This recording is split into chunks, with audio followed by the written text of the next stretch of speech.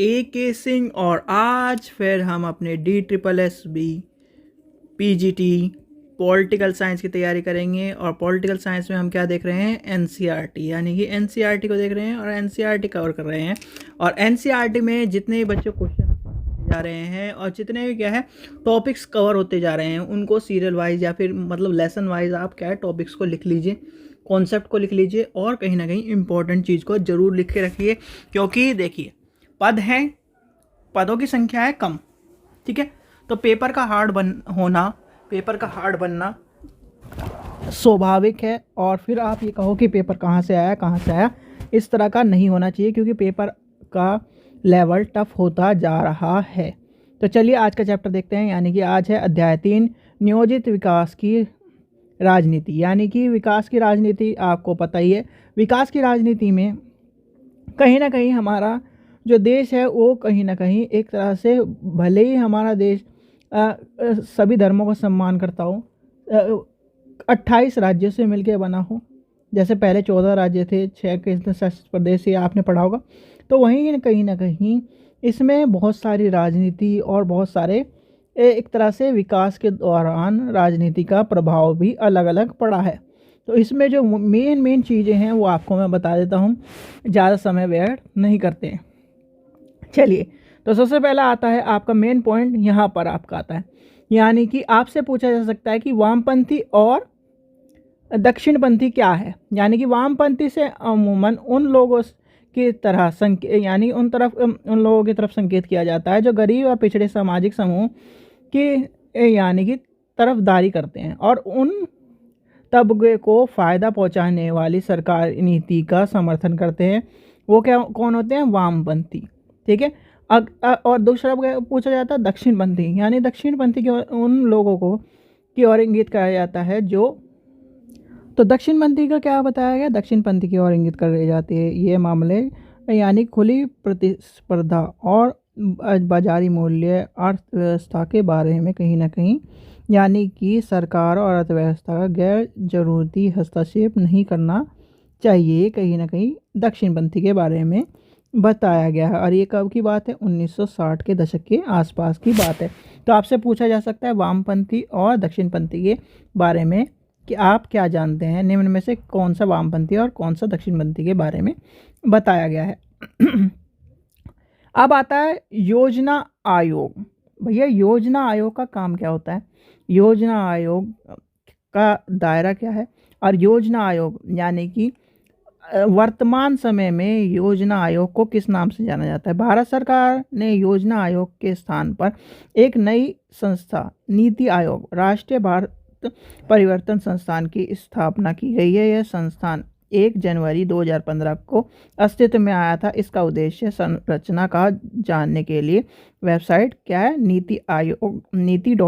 नीति.gov.in, यानी कि नीति आयोग। आपसे क्वेश्चन पूछा जाता है कि नीति आयोग को किस नाम से पुकारा जाता था, पहले तो आपको पता होना चाहिए योजना आयोग। और योजना आयोग का काम क्या था, कहीं ना कहीं एक तरह से योजनाओं को बनाकर और एक तरह से समाज को बेहतर करना था। कहीं ना कहीं ये काम योजना आयोग नीति आयोग का, ये एक तरह से ये मान के चलिए जैसे आपका 5 ईयर प्लान था ना, उसी तरह का कहीं ना कहीं योजना आयोग और नीति आयोग का भी काम था। उसमें 5 वर्षों में क्या क्या काम है, क्या करना है, वो सब चीज़ें बताई गई थी।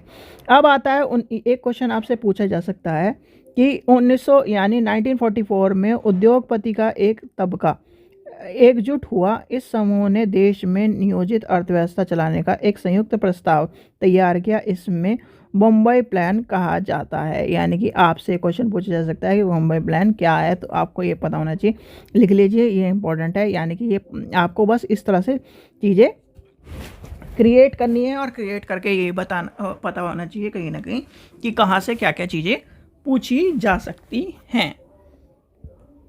चलिए आगे चलते हैं। आगे आता है, सबसे पहले आता है अब 5 ईयर्स प्लान, कि 5 ईयर्स प्लान जो हैं वो आपके कैसे कैसे हुए, कब से शुरू हुए।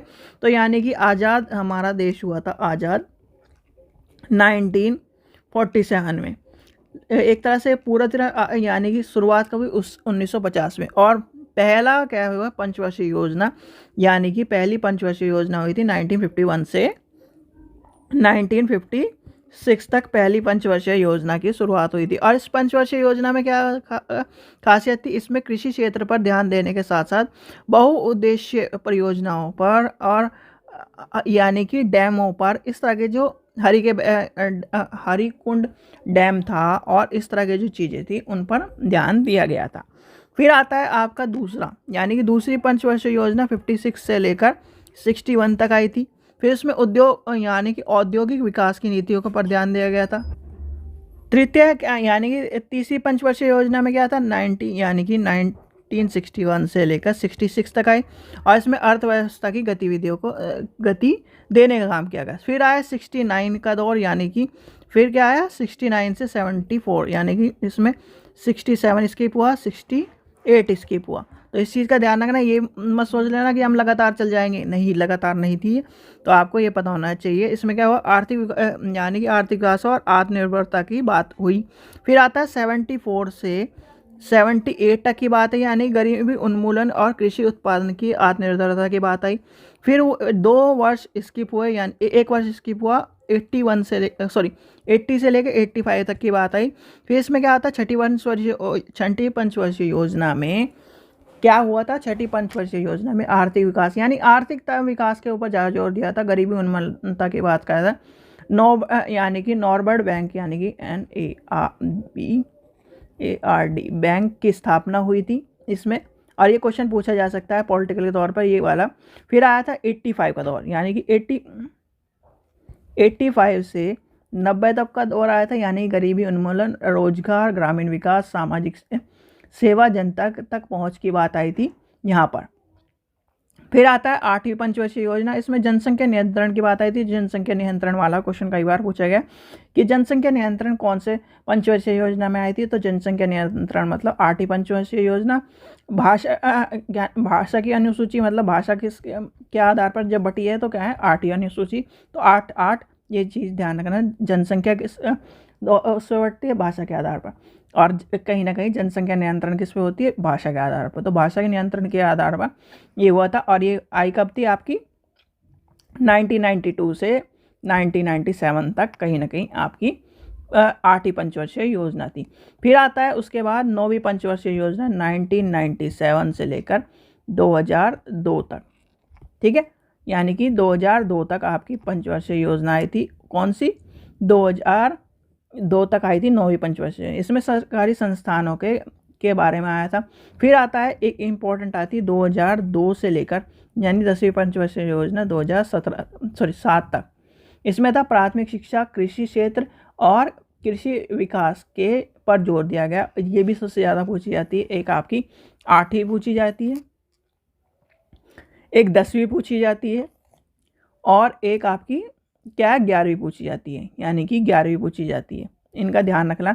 11वीं पंचवर्षीय योजना में क्या था, 2007 से लेकर 2012 तक की पंचवर्षीय योजना थी। इसमें योजना का विकास करना, प्रधानमंत्री आदर्श ग्राम योजना की बात हुई, आम आदमी बीमा योजना की बात हुई, राजीव आवास योजना की बात हुई थी। तो ये वाला क्वेश्चन भी कई बार पूछा गया है, ठीक है।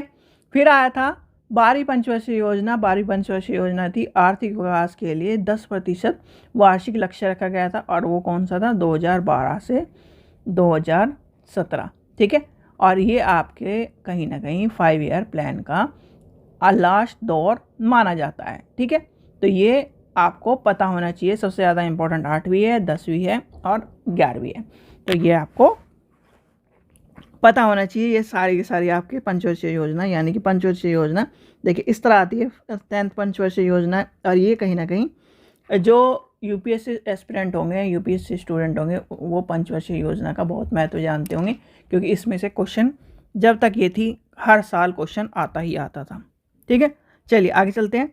आगे आता है केरल के लोगों ने कहीं ज़्यादा यानी कि चिकित्सा सुविधा मुहैया है 1987 से लेकर 1991 के बीच में सरकार ने नव लोकतांत्रिक पहल नाम से एक अभियान चलाया। इसके अंतर्गत आपसे पूछा जा सकता है कि नव लोकतांत्रिक पहल किसने चलाया, तो आपको पता होना चाहिए कि केरल के लोगों ने कहीं ना कहीं, ठीक है। और आपसे ये पूछा जा सकता है कि कब हुआ, तो ये आपको पता होना चाहिए। ये किससे संबंधित है, चिकित्सा संबंधी। इसके अंतर्गत विकास के अभियान चले जिसमें विज्ञान और पर्यावरण के मामलों में 100% साक्षरता का अभियान शामिल था। तो ये आपको पता होना चाहिए, कहीं ना कहीं इम्पोर्टेंट हो जाता है क्वेश्चन, अगर आपके जीके में पूछा जाए, जीके में भी, और कहीं ना कहीं इस तरह की। क्योंकि देखो क्वेश्चन कहाँ से बनाओगे, इस तरह से बनाओगे। नए क्वेश्चन पीजीटी में लाने का कोई मतलब नहीं होता। नए क्वेश्चन का मतलब ये है, मतलब कि जो अभी के वर्तमान समय के प्रेजेंट के क्वेश्चन वो कहीं ना कहीं लाने का दौर एक तरह से 1-2 आएंगे, पर जो आपके एनसीईआरटी में है वो जरूर उठ सकते हैं। तो इसलिए आपको पता होना चाहिए। ठीक है बच्चों, तो ये था आपका आज का चैप्टर। और आपके सामने 3 क्वेश्चन रखते हैं। भारत में शुरुआती दौर के विकास की जो नीति अपनाई गई, निम्न में से कौन सा विचार शामिल नहीं था? बताइए, आपको बताना है। यानी कि आत्मनिर्भर अभी हमने पढ़ा है, योजना हमने पढ़ा है, बताओ उदारीकरण था, सरकार यानी कि सरकारी खेती थी। अब इनमें से दोनों में से आपको बताना है। फिर दूसरा क्वेश्चन क्या है, भारत में नियोजित अर्थव्यवस्था चलाने का विचार ग्रहण किया था किसने? बम्बई प्लान से इसने। यानी कि आपको इनमें से भी कहीं ना कहीं सही बताना है और आपका निम्नलिखित में मेल कराना है। तो चरण सिंह जी किसके संबंधित है? किसान से। और किसान आंदोलन आपको पता ही चल रहा है, किसान आंदोलन चल रहा है। तो किसान के नेता कौन है? चरण सिंह। यानी कि एक यहाँ आ जाएगा और आपको आगे के 3 बताने, एक मैंने आपको बता दिया। तो इस तरह से कहीं ना कहीं आपको क्वेश्चन, ये आपके क्वेश्चन हैं और यही कहीं से उठेगा क्वेश्चन।